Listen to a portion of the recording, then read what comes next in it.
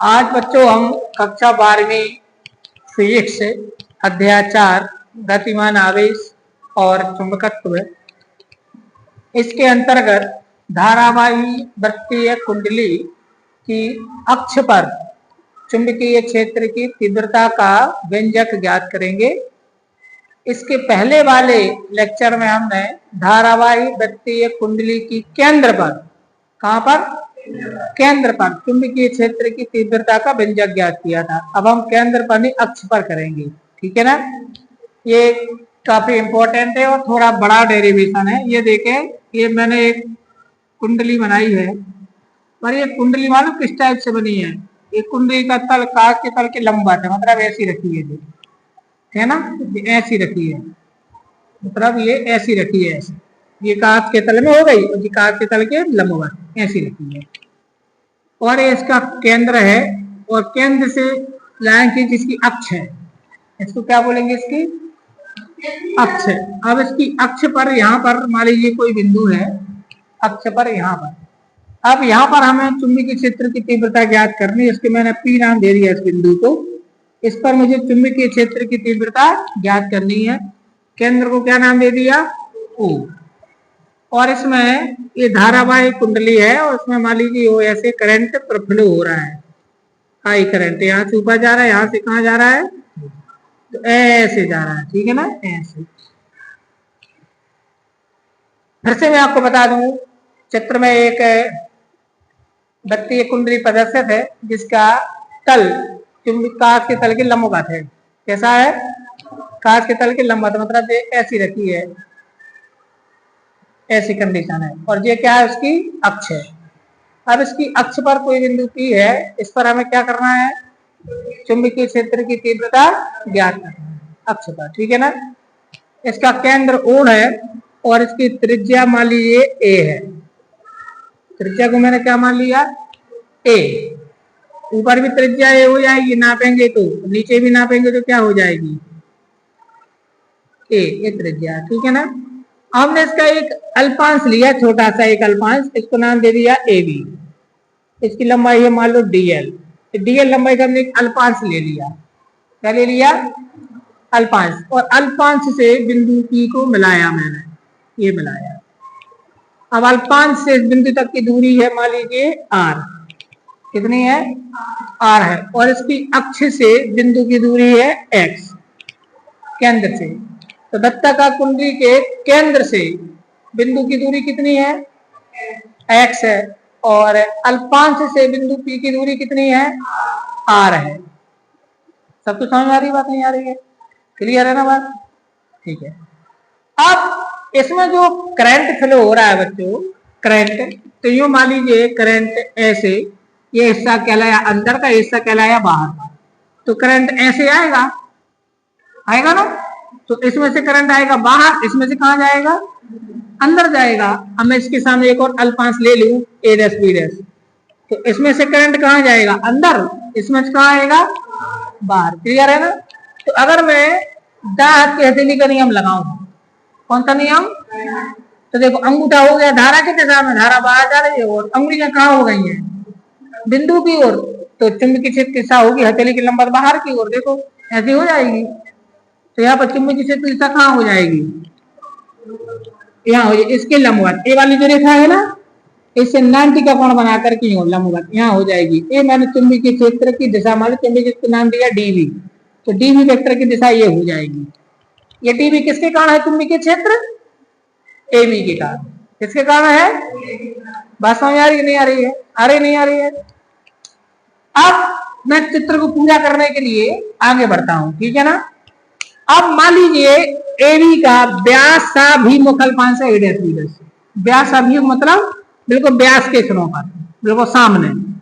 तो इसमें से करंट कहाँ रहा था, बाहर, तो इसमें से कहां जाएगा, तो यहाँ पर दाएं हाथ का नियम ऐसा लगेगा, लगेगा दाएं हाथ के हथेली का नियम ऐसा लगेगा।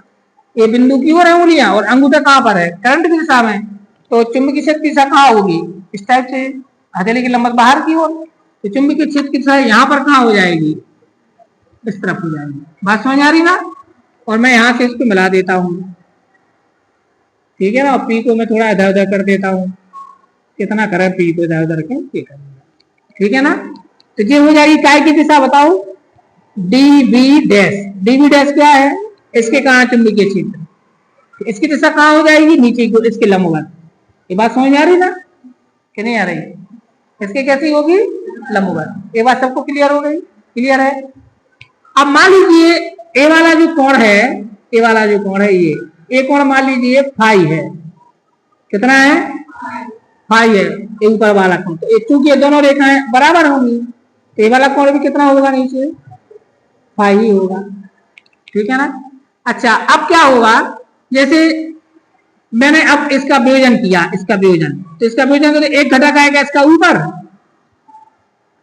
इसको बोलेंगे समकोणिक वियोजन। अब मैं डीबी का क्या कर रहा हूं, समकोणिक वियोजन कर रहा हूं। एक घटक आएगा ऊपर, एक घटक कहां आएगा, सामने। ऐसे इसका करो वियोजन, एक घटक कहां आएगा, नीचे, एक घटक कहां आएगा, सामने की ओर आएगा, क्लियर है ना। अब ए वाला कोण फाई है, तो ए वाला कोण भी फाई होगा। क्यों होगा, क्योंकि देखो ये जो रेखा है ना, इस पर जे लंब है और इस पर जे लंब है, तो आप इसको घुमाएंगे तो जितना ये घूमेगा यहां से उतना ये घूमेगा यहां से, तो ज्यामिति से ये वाले दोनों कोण कैसे होंगे, बराबर होंगे। इसी प्रकार यहाँ पर ए वाला फाई है, ए वाला भी कितना होगा, तो आपको वियोजन सिखाया था। तो डीबी का जिस दिशा में कोण बनता है उस दिशा में घटक होता है cos थीटा, लंबवत दिशा में क्या होता है, तो यहाँ पर जो घटक है वो हो जाएगा डीबी cos फाई, और इस तरफ का घटक क्या हो जाएगा, डीबी sin फाई। ऐसे इसका इस तरफ घटक क्या हो जाएगा, DB dash sin phi, DB dash sin phi. इस तरफ क्या हो जाएगा, डीबी डैश, यहाँ पर होना था cos फाई, क्या लिखना था, cos फाई। इस तरफ क्या हो जाएगा, डीबी डैश sin फाई। आपको समझ आ रहा। अब ये हुआ हमारा चित्र कंप्लीट। इतना चित्र बनाना है आपको इस डेरिवेशन में, सबकी समझ आएगी ना बात। चित्र थोड़ा सा कठिन है लेकिन आप लोग उसको बना लोगे। तो मैं एक बार फिर से समझा दूं। चित्र में एक धारावाही वृत्ताकार कुंडली प्रदर्शित है जिसका केंद्र O और त्रिज्या कितनी है, A है। त्रिज्या क्या है, A। इस कुंडली को इस प्रकार रखा गया है कि इसका तल कागज के तल के लंबवत है और इसकी अक्ष कागज के तल में है। अक्ष कहां पर है, कागज के तल में है, और इसका तल कैसा है, कागज के तल के लंबवत। इसकी अक्ष पर केंद्र से h दूरी का कोई बिंदु P है जिस पर हमें चुंबकीय क्षेत्र ज्ञात करना है, या चुंबकीय क्षेत्र की तीव्रता। कुंडली में तीर के अनुदेश I धारा प्रवाहित की जाती है, ठीक है ना। माना ए बी कुंडली का कोई अल्पांश है जिसकी लंबाई क्या है, dl है, और अल्पांश से बिंदु P की दूरी कितनी है, r है। अब मान लीजिए अल्पांश ए बी में धारा कांच के तल के लंबवत बाहर की ओर आती है, कहां आती है, तब दाएं हाथ के हथेली के नियम अनुसार बिंदु P पर चुंबकीय क्षेत्र dB की दिशा AP के लंबवत ऐसी होगी। समझ आएगी ना बात, माने AP के लंबवत dB वेक्टर के अंदर होगी, क्लियर है। और dB का मान कितना होगा, बायो सेवर्ट के नियम से। तो बायो सेवर्ट के नियम से, बायो सेवर्ट के नियम से dB का मान कितना होगा, dB mu naught upon 4 pi I into dl into sine theta upon, पर यहाँ पर थीटा का मान 90 होगा। क्यों, क्योंकि ये कुंडली का तल ऐसा है और ये कैसी है, तो ये दोनों के बीच का एंगल यहाँ पर कितना बनेगा, 90 पर लिखेंगे। यहाँ थीटा का मान कितना होगा, यहाँ थीटा का मान 90 होगा। तो यहाँ से आ जाएगा mu naught upon 4 pi I dl into sine 90। Sine 90 की वैल्यू कितनी होती है, 1। यहाँ पर लिख देंगे साइन 90 की वैल्यू कितनी होती है, 1 होती है। तो आंसर आएगा हमारा mu naught upon 4 pi I into dl upon क्या आएगा, इतना आ जाएगा। क्लियर होगी ना बात। और इसकी दिशा भी आप चाहो तो लिख दो, तो AP के लंबवत क्या होगी, AP के लंबवत इसको कोई नाम दे देते हैं, इसको नाम दे देते हैं, चलो मैं नाम दे दिया एम, क्या नाम दे दिया पीएम, क्या लिख देंगे पीएम की अनुदिश, पीएम के अनुदिश, इकाई की दिशा होगी हमारी डीबी। क्लियर है सभी को? इसी पर मान लिखते हैं कि माना ए डैश बी डैश, कौन A dash B dash comma A B का व्यासाभिमुख, व्यासाभिमुख अल्पांश है। कौन सा अल्पांश है? व्यासाभिमुख अल्पांश। व्यासाभिमुख अल्पांश का मतलब हुआ कि व्यास के दूसरे सिरे पर, व्यास के दूसरे सिरे पर है, तो इसको मैंने क्या व्यासाभिमुख अल्पांश मान लिया। ठीक है ना, व्यासाभिमुख अल्पांश है। क्लियर होगी बात सभी को? तब इसके कहा चुंबकीय क्षेत्र कितना होगा? तब इस अल्पांश के कारण,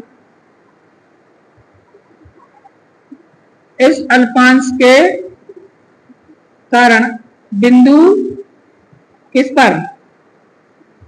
पी पर। कौन सा क्षेत्र? चुंबकीय क्षेत्र कितना होगा? इसको डी बी डैश नाम दे देते हैं, इतना ही होगा, B naught upon 4 pi I D L upon R, इतना ही होगा। अल्पांश की लंबाई बराबर है क्योंकि, लेकिन इसकी दिशा कहाँ होगी? इसकी दिशा होगी, इसके मैं नाम दे देता हूं एन। तो ए डैश पी के लंबवत, ए डैश पी के लंबवत पी एन डैश या पी एन के अनुदिश कहाँ होगी? ए डैश पी, ए डैश पी के लंबवत और पी एन के अनुदिश। क्लियर होगी ना बात? अब आप ध्यान दो, दोनों तीव्रताएं कैसी हैं? समान है, लेकिन दिशाएं कैसी हैं? अलग अलग, भिन्न भिन्न है। तो अब हम इनका कहेंगे द्विविमीय समकोणिक वियोजन। क्लियर है? अब मैं जो बोल रहा हूं वो ध्यान से सुनो, क्योंकि वो जो मैं बोल रहा हूं वो आपको लिखना पड़ेगा। क्लियर होगी ना बात? अब चूंकि डीबी और डीबी डैश के परिमाण तो समान है, किंतु उनकी दिशाएं कैसी हैं? भिन्न भिन्न है। अतः परिणामी तीव्रता ज्ञात करने के लिए हम इनका द्विविमीय समकोणिक वियोजन करेंगे। क्या करेंगे? ठीक है ना? तो पहले हम डीबी डैश का वियोजन करते हैं, डीबी का। तो डीबी का या डीबी के वियोजन से प्राप्त, वियोजन से प्राप्त घटक कौन कौन से मिलेंगे? पहला मिलेगा डीबी कॉस फाई। पहला क्या मिलेगा? ये कहाँ है? ये है वो हमारा ओपी के लंबवत ऊपर की ओर, ओपी के लंबवत कहां पर? ऊपर की ओर। एक बात समझ आ गई ना जी? और दूसरा मिलेगा डीबी साइन फाई। ये कहां मिलेगा? ये ओपी के अनुदिश, ओपी के अनुदिश। देखो ओपी के अनुदिश आएगा नहीं आएगा? अब इसी प्रकार डीबी डैश का वियोजन करो, डीबी डैश के वियोजन से प्राप्त घटक कौन कौन से होंगे? जल्दी बताओ मुझे। इसके वियोजन से प्राप्त घटक कौन कौन से होंगे? इसके वियोजन से प्राप्त घटक कौन कौन से? तो पहला कौन सा होगा? पहला होगा D B dash cos phi. होगा नहीं होगा? ये कहां पर है? ओपी के लंबवत नीचे की, ओपी के लंबवत कहां पर? नीचे की ओर, नीचे की ओर। और दूसरा क्या मिलेगा? DB dash sine phi. ये कहां मिलेगा? ओपी के अनुदिश, ओपी के। क्लियर हुई नहीं हो गई? अब आप ध्यान दो इस पर, जे है इसके ऊर्ध्वाधर घटक और जे है क्षैतिज घटक। तो क्षैतिज घटक देखो, ऊर्ध्वाधर घटक एक दूसरे के विपरीत हैं। जे कहां पर है? और ये कहां पर है, और दोनों के परिमाण बराबर है। परिमाण बराबर क्यों है, क्योंकि डीवी और डीवी डैश दोनों के परिमाण एक ही तो है, तो ये एक दूसरे को क्या कर देंगे, निरस्त कर देंगे। होगी नहीं होगी बात। यहाँ पर क्या करेंगे, ऊर्ध्वाधर घटक क्या करेंगे, ऊर्ध्वाधर घटक एक दूसरे को क्या करेंगे, एक दूसरे को निरस्त कर देंगे, निरस्त कर देंगे। और क्षैतिज घटक क्या करेंगे, और क्षैतिज घटक एक ही दिशा में होने से क्या होंगे, जुड़ जाएंगे। एक ही दिशा में होने से क्या करेंगे बताओ, जुड़ जाएंगे। क्या तेरी बात समझ में आई, होगा नहीं होगा। ऊर्ध्वाधर घटक क्या करेंगे, एक दूसरे को, क्षैतिज घटक क्या करेंगे। अब ये जो घटना मैंने AB और A' के कारण हुई, यही सबके साथ होगी। अगर मैं एक और यहाँ पर ले लूं, उसका व्यास अभिमुख ले लूं, ऐसे एक और ले लूं, उसका व्यास अभिमुख, सबके साथ होगा ना। तो ये बताओ पहले, यह स्थिति किसके साथ होगी, यह स्थिति सभी अल्पांशों और उनके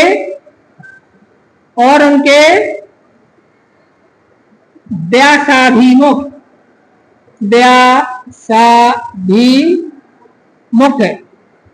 अल्पांशों के या अल्पांशों पर लागू होगी। होगी कि नहीं होगी, होगी नहीं होगी। तो इस प्रकार अगर हम कहें कि बिंदु P पर कुल तीव्रता कितनी होगी, तो बिंदु P पर कुल तीव्रता क्षैतिज घटकों के फल के बराबर होगी, क्योंकि ऊर्ध्वाधर घटक एक दूसरे को क्या कर देंगे। तो नीचे क्या लिखेंगे, इस प्रकार बिंदु P पर कुल तीव्रता क्या के बराबर होगी, क्षैतिज घटकों के योगफल के कैसी होगी, बराबर होगी। अर्थात इसको हम ऐसा लिखेंगे, अर्थात अगर मैं उसको B मान लूं तो B की वैल्यू हो जाएगी, इंटीग्रेशन भी लिख सकते हैं और समेशन का साइन भी लगा सकते हैं। जैसे मैं ऐसा करता हूं, summation of dv sin phi, मैं ऐसा भी लिख सकता हूं, या का साइन लगा दें, इंटीग्रेशन का साइन लगा दें। बात समझ में आ गई कि नहीं आई। अब यहां पर क्या होगा, इसका मतलब है सारे के सारे क्षैतिज घटक टोटल हो गए। अब यहां पर dv का मान लिखो, dv का मान है μ0 upon 4 pi idl upon r square, यहां पर लिखा है sin फाई, नहीं लिखा है। अब sin फाई की वैल्यू निकालो, चित्र से sin फाई का मान क्या होगा, तो sin थीटा बराबर होगा लंब बटे कर्ण। तो लंब यहां पर क्या है a और कर्ण क्या है r, तो क्या आएगा जल्दी बताओ, a अपॉन r। तो ये वैल्यू उठा करके यहां पर लिखो, तो यह आ जाएगा summation of μ0 upon 4 pi idl upon r square into a upon r। आएगा नहीं आएगा। अब r का r स्क्वायर में क्या हो जाएगा, गुणा, तो ये कितना बन जाएगा जल्दी बताओ, μ0 अपॉन 4 पाई idl या i into a dl upon क्या आ जाएगा, r क्यू आ जाएगा। बात समझ आ गई। अब इसमें कौन कौन सी चीजें हैं जो अचर हैं, माने बदल नहीं सकती। तो μ0 अपॉन 4 पाई तो कांस्टेंट है, i क्या है कांस्टेंट, a क्या है त्रिज्या कांस्टेंट, r क्यू क्या है, r है वो दूरी कांस्टेंट, सबकी दूरी बराबर होगी। तो ये सब चीजें क्या है कांस्टेंट, केवल क्या बचा, तो ये समेशन किस पर लागू हो जाएगा, dl पर। तो इसको आप ऐसा लिखेंगे μ0 अपॉन 4 पाई IA अपॉन r घन और सिग्मा dl, ऐसा लिखा जाएगा। क्लियर होगी ना बात। अब सिग्मा डीएल का मान कितना होगा? सिग्मा डीएल का मतलब क्या है? सिग्मा डीएल का मतलब है ऐसे ऐसे सभी अल्पांशों का टोटल। सभी अल्पांशों को जोड़ेंगे तो परिधि बन जाएगी, बनेगी ना। यहाँ पर क्या लिखेंगे अपन? चूंकि सिग्मा डीएल का मतलब क्या होगा? 2 पाई ए। आर नहीं लिखेंगे, त्रिज्या क्या मानी अपन ने?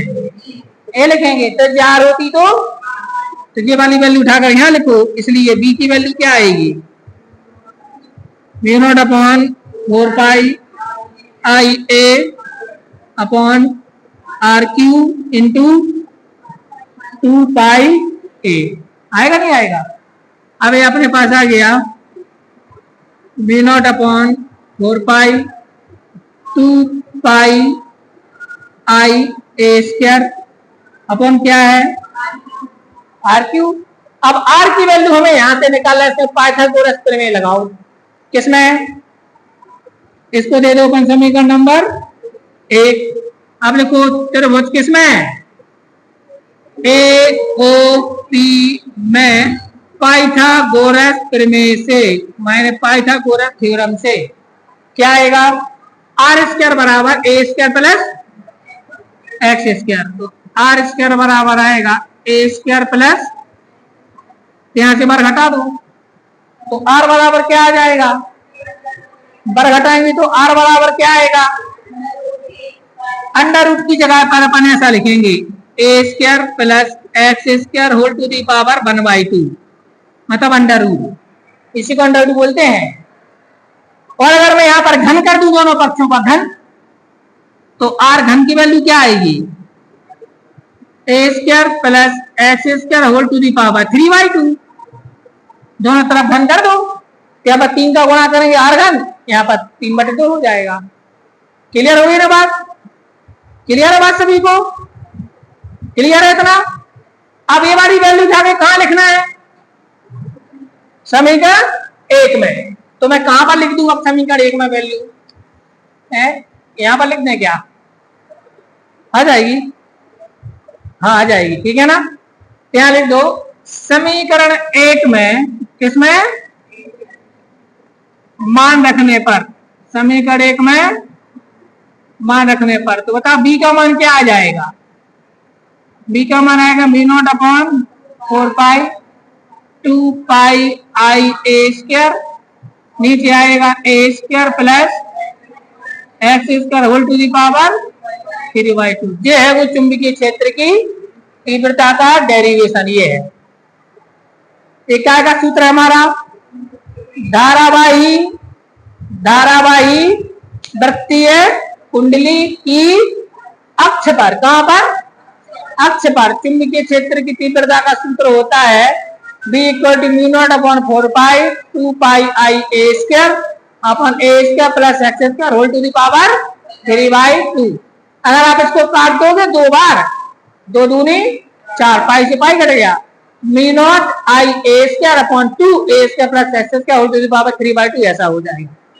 समझ आएगी ना बात? अब आप खुद ही देख लो ये कितना बड़ा डेरिवेशन है। अब बच्चों इसमें कभी कभी पूछ लेते हैं आपसे कि इसकी दिशा क्या होगी?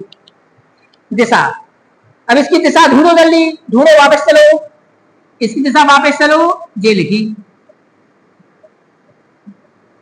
देखो कौन से घटक जुड़े थे हमारे? क्षैतिज घटक। और क्षैतिज घटक की दिशा क्या थी? क्षैतिज घटक की दिशा क्या थी? है ना। तो आपसे पूछा तो इसकी दिशा कुंडली की अक्ष के अनुदिश या ओपी के अनुदिश होगी। अक्ष के अनुदिश ओपी की दिशा में होगी। कहां होगी?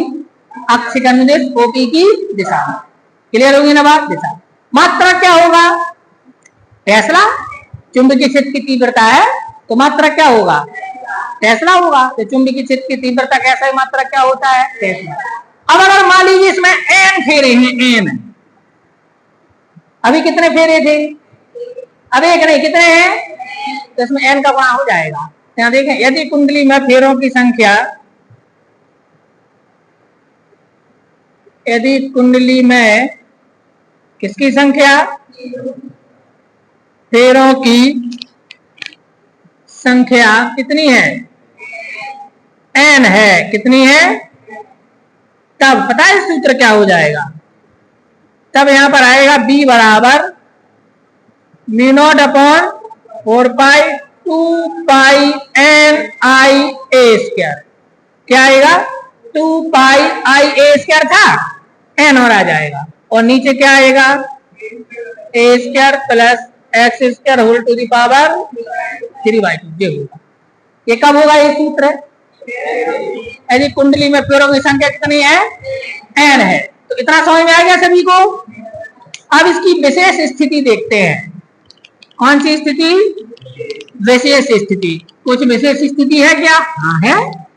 विशेष स्थिति आप याद करो, पिछले लेक्चर में आप लोगों को बताया था, आप लोगों ने देखा होगा, तो धारावाही वृत्तीय कुंडली के केंद्र पर चुंबकीय क्षेत्र की तीव्रता निकाली थी। इसके पिछले वाले लेक्चर में निकाली है ना। तो अब मान लीजिए, माने विशेष स्थिति देखो, विशेष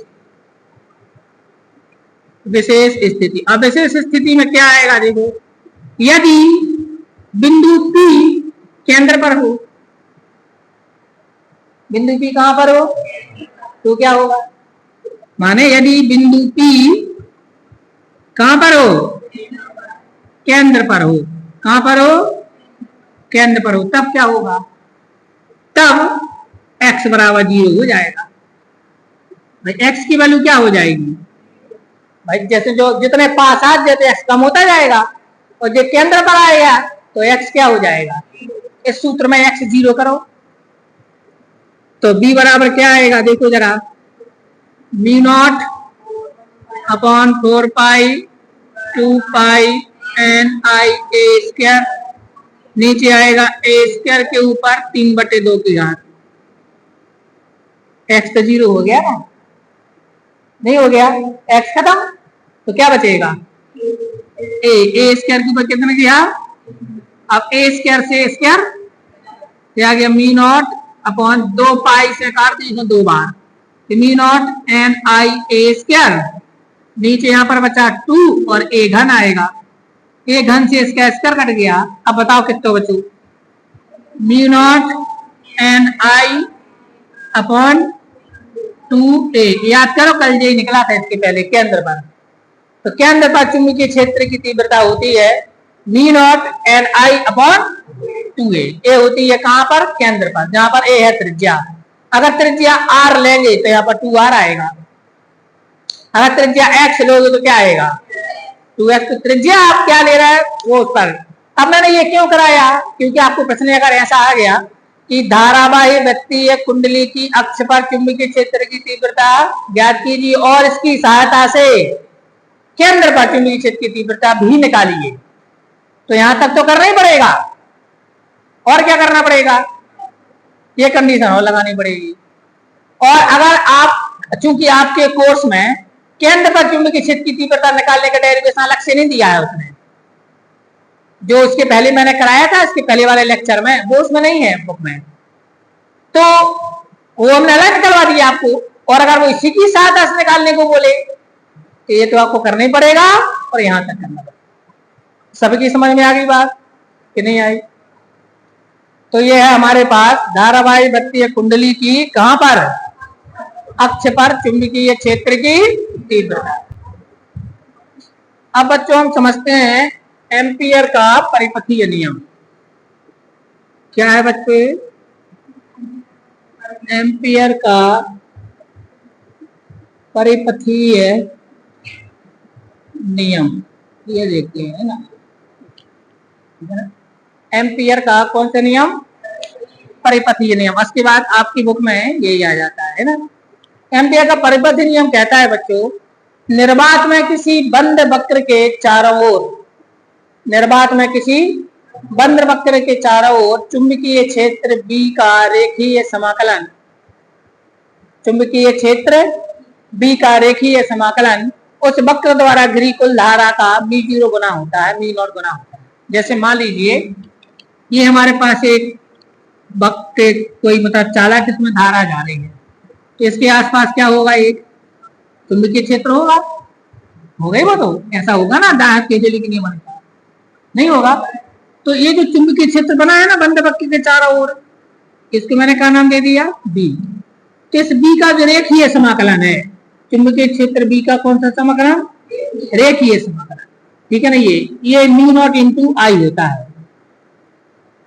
कितना होता है, म्यू नॉट इंटू आई होता है। ये हमारे पास क्या बोलता है, इसका परिपथीय नियम ये होता है। ये अपन को इसको ध्यान रखना है, ठीक है ना। तो क्या कहता है ये नियम, बताइए, ये इसका सूत्र है। ये नियम क्या कहता है कि एम्पियर के परिपथ नियम अनुसार निर्वात में किसी बंद वक्र के चारों ओर चुंबकीय क्षेत्र का रेखीय समाकलन उस बंद वक्र के अंदर प्रवाहित धारा का म्यू0 गुना होता है। उस बंद वक्र द्वारा घिरी कुल धारा का कितना होता है, यानी कि अगर मैं इसको लिखूं इस नियम के लिए तो क्या कहते हैं, निर्वात में किसी बंद वक्र के चारों ओर चुंबकीय क्षेत्र का रेखीय समाकलन उस वक्र द्वारा घिरी धारा का कितना गुना होता है, म्यू0 गुना होता है। ये है, ये किसका नियम है, एम्पियर का परिपथी नियम। और बच्चों मोस्ट इंपॉर्टेंट है, मोस्ट आईएमपी है, ठीक है ना। क्या कहता है ये नियम कि निर्वात में किसी बंद वक्र के चारों ओर चुंबकीय क्षेत्र का रेखीय समाकलन उस बंद वक्र से घिरी धारा का म्यू0 गुना होता है। ये इसका सूत्र है। ये क्या है, इसका सूत्र है। आप वक्रीय समाकलन के लिए ऐसा भी चिन्ह बना देते हैं। तो अर्थात अगर मैं इसका सूत्र रूप में लिख दूं तो सूत्र रूप में क्या आ जाएगा, linear integration of B dot D L equal to होता है म्यू नॉट इंटू आई। ये हमारे पास इसका क्या है, वो सूत्र, ठीक है ना। ये हमारे पास क्या है, इसका सूत्र है। क्या है सूत्र, integration of B dot D L equal to mu naught into I. ये हमारे पास एम्पियर का कौन सा नियम है, परिपथीय नियम लिखा हुआ है। किसका नियम है, एम्पियर का कौन सा नियम है, परिपथी नियम। एम्पियर का परिपथी नियम क्या कहता है, निर्वात में किसी बंद वक्र के चारों ओर चुंबकीय क्षेत्र का रेखीय समाकलन, ठीक है ना, उस बंद वक्र से घिरी हुई धारा का म्यू0 गुना होता है, ठीक है ना। अर्थात integration of B dot D L equal to mu naught into I, ये इसका सूत्र हो जाएगा। ये है एम्पियर का कौन सा नियम बच्चों, परिपथीय नियम। तो ये अपन के लिए इसमें ये ध्यान रखना है। और ये जो है